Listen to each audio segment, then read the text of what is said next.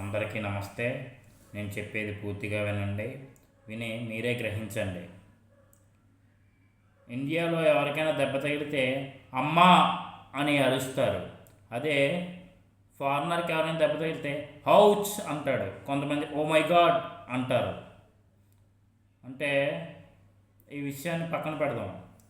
కృష్ణ పరమాత్మ తన అవతారంలో తన తల్లి ప్రేమకు లొంగి తల్లి చేతిలో దెబ్బలు తిన్నాడు.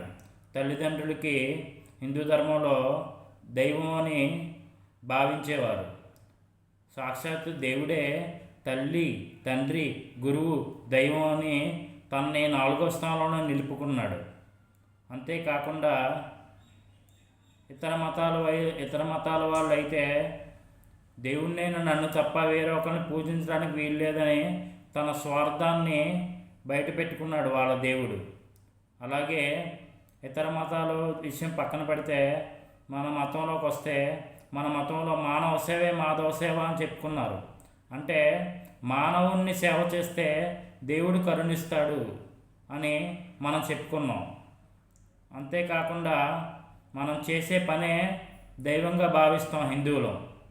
ఇతర మతాల వాళ్ళు దేవుడి పనే గొప్పది, దేవుడి పనే చెయ్యాలి అని చెప్పే హిందూ ధర్మం మానవాళికి అనుకూలంగా మానవాళికి ఉపయోగపడేలా రూపొందించబడింది.